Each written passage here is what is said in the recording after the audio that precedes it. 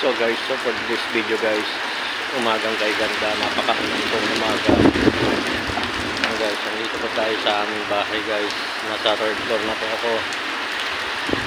Pero nakita po yung kalangitan guys na wala pong makita ka kung hindi puro kadiliman. Lakas po ng ulan guys.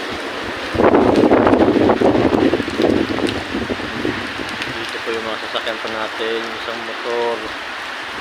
Diyan po yung motor ko naka-cover pa sa dalawang kotse. Ayan guys.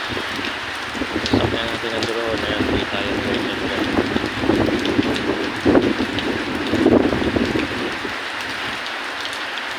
Guys, so dito po kami yan ang basketball court guys.